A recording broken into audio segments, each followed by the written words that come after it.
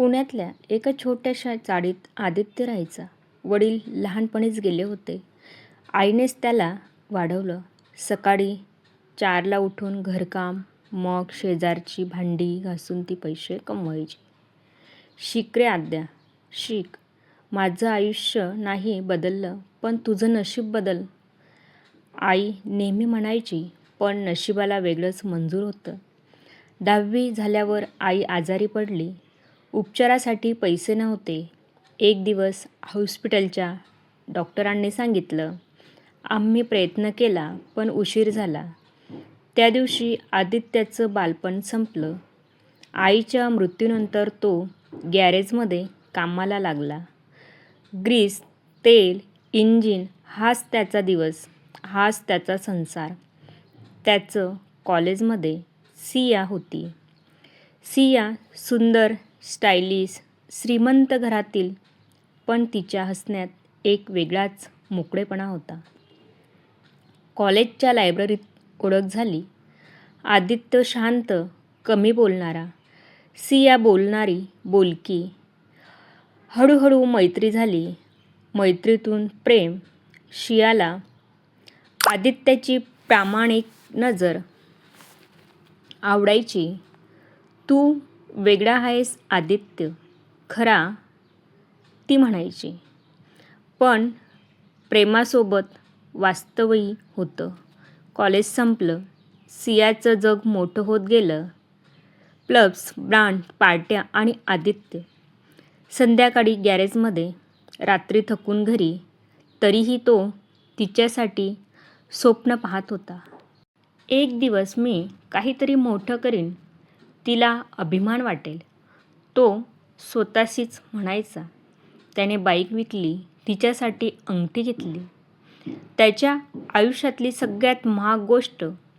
आदित्य, तुला काय वाटलं, मी तुझ्यासारख्या गॅरेजमध्ये काम करणाऱ्या मडकट मुलाशी लग्न करेन? माझे स्वप्न खूप मोठे आहेत आणि तू तू तर आयुष्यभर गाड्यांचे नट बोल्ट कसरत राहणार. भर पावसात सियाने आदित्याच्या हातातील अंगठी फेकून दिली. काही काळपूर्वी पुण्यातील एका महागड्या कॉफी शॉपमध्ये सिया आणि आदित्य बसले होते. बिल देण्याची वेळ आली तेव्हा आदित्याने आपल्या मडकट पॉकेटातून काही चुरगळलेल्या नोटा आणि सुटे पैसे काढले. ते मोजताना त्याच्या हाताला लागलेला ग्रीस आणि काळे डाग स्पष्ट दिसत होते. सियाने आजूबाजूला पाहिलं. लोक बघत होते. ती रागाने लाल झाली. आदित्य, तुला कितीदा सांगितलंय, माझ्यासोबत असताना हे चिल्लर मोजत जाऊ नकोस. आणि ते हात, छी, त्या काळ्या हातांनी कॉफीचा मग धरू नकोस, मला किळस येते. आदित्याने ओशाडून हात टेबलखाली घेतला.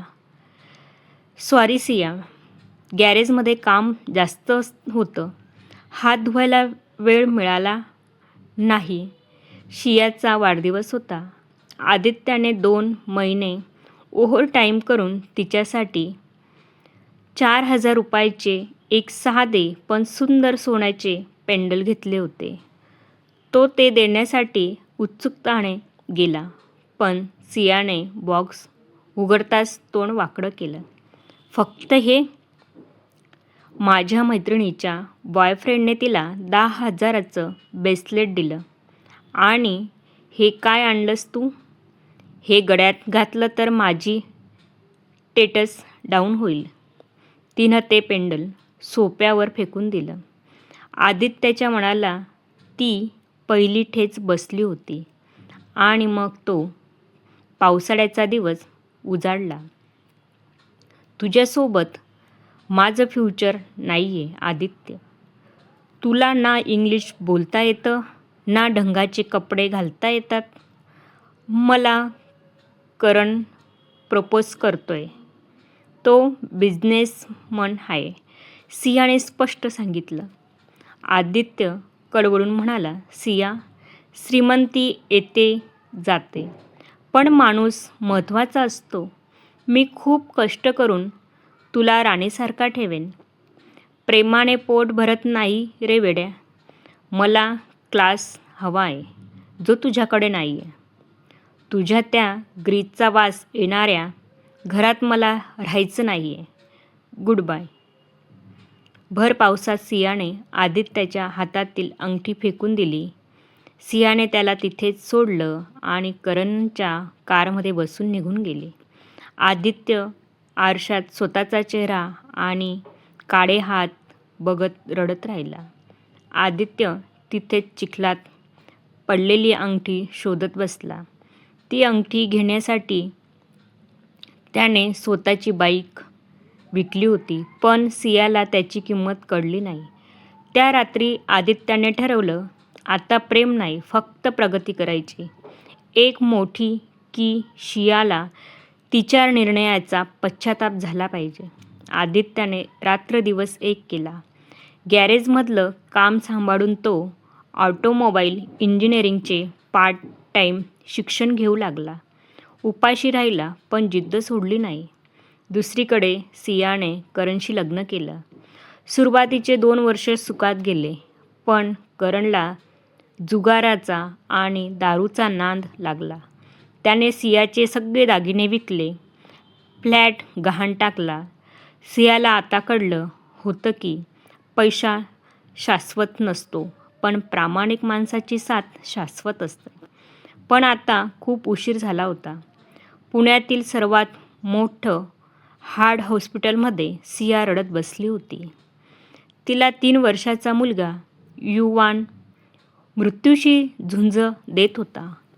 त्याच्या हार्ट सर्जरीसाठी 20 लाख रुपयाची गरज होती आणि सियाच्या खिशात 20 रुपयेसुद्धा नव्हते. करणने तर जबाबदारी झटकून पडून गेला होता. सियाने अनेक चॅरिटी ट्रस्टकडे अर्ज केले, पण कुठूनच मदत मिळत नव्हती. डॉक्टरांनी निर्वाणीचा इशारा दिला. मॅडम, आज संध्याकाळपर्यंत पैसा जमा झाले नाही तर आम्ही ऑपरेशन करू शकणार नाही. सिया देवासमोर हंबरडा फोडून रडत होती. देवा, माझ्या पापाची शिक्षा माझ्या निष्पाप मुलाला देऊ नकोस. तेवढ्यात हॉस्पिटलच्या रिसेप्शनवरून तिला फोन आला. मिसेस सिया, एका अनामिक देणगीदाराने तुमच्या मुलाच्या ऑपरेशनची पूर्ण रक्कम भरली आहे. ऑपरेशनची तयारी सुरू झाली आहे. सियाला विश्वास बसेना. ती धावत रिसेप्शनवर गेली. कोण आहेत ते देव माणूस? मला त्यांना एकदा बघायचंय. त्यांचे पाय धरायचेत. रिसेप्शनिस्टने एका केबिनकडे बोट दाखवलं. ते बघा, ते डोनर आत्ताच बाहेर जात आहेत. सिया धावत त्या व्यक्तीच्या मागे गेली. तो पाठमोरा माणूस कोट सूटमध्ये होता. सर, सर, थांबा. सियाने हाक मारली. त्या व्यक्तीने मागे वळून पाहिलं. सिया जागीच थिजली. तो आदित्य होता. आता तो साधा मेकॅनिक नव्हता, तर आदित्य मोटर्स या करोडोच्या कंपनीचा मालक होता. आदित्य, तू? सियाला काय बोलावं सुचेना. तिला त्या पावसाच्या रात्रीची आठवण झाली. तेव्हा तिने त्याला भिकारी म्हणून हिणवलं होतं. आदित्याच्या चेहऱ्यावर ना राग होता ना प्रेम, फक्त एक शांत भाव होता. तुझ्या मुलाचं ऑपरेशन नक्की होईल सिया. काळजी नको करू. तो निघायला लागला. सियाने रडत त्याचे पाय पकडले. आदित्य, मला माफ कर. मी खूप मोठी चूक केली. प्लीज मला एक संधी दे. आदित्यने आपले पाय सोडून घेतले आणि तिला उठवलं. चूक नको समजून घेऊ सिया. हे पैसे मी तुझ्यावरच्या प्रेमापोटी नाही दिले. सियाने प्रश्नार्थक नजरेने पाहिलं.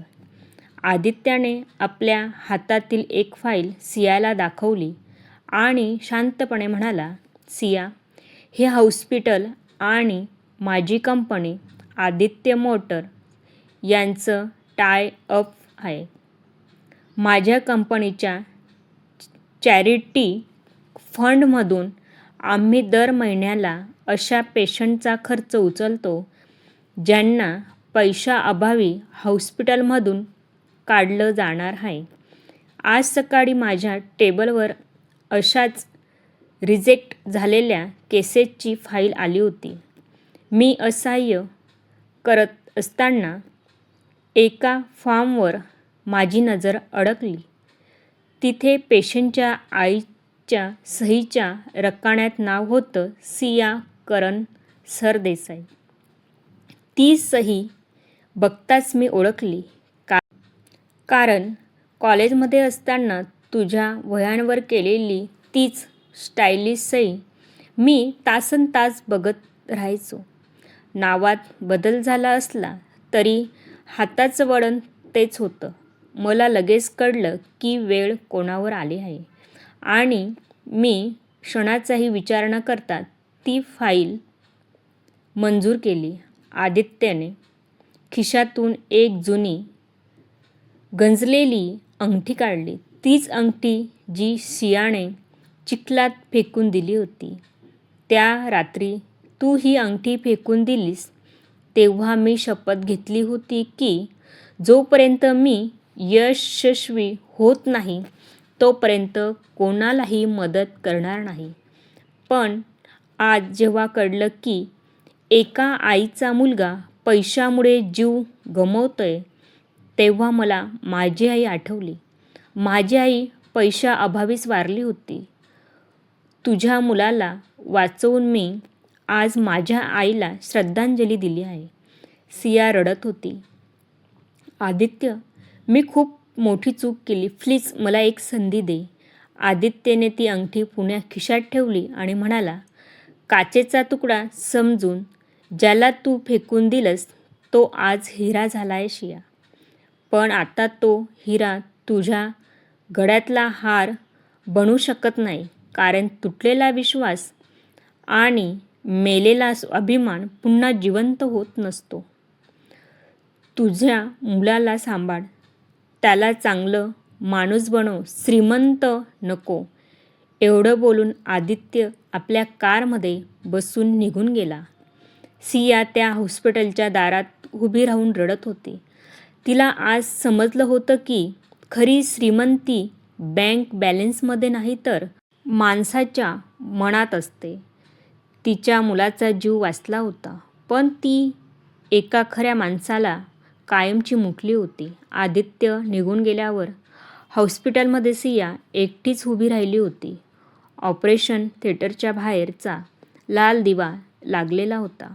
ती हात जोडून बसली होती. पहिल्यांदाच तिच्या आयुष्यात पैसा नव्हे तर प्रार्थना हातात होती. तासाभराने डॉक्टर बाहेर आले. ऑपरेशन यशस्वी झाले आहे. मुलगा धोक्याबाहेर आहे. सिया अक्षरशः कोसळली. डोळ्यातून अश्रू, पण ते वेदनेचे नव्हते, ते पश्चातापाचे होते. ती खिडकीतून बाहेर पाहत होती. आदित्यची कार केव्हाच निघून गेली होती. तिला जाणवलं तो आजही तसाच आहे. फक्त कपडे बदललेत, मन नाही. काही दिवसांनी युवान शुद्धीवर आला. आई, तो अंकल कोण होता? त्याने हळूच विचारलं. सियाने त्याला मिठीत घेतलं. तो खूप चांगला माणूस होता बाळा.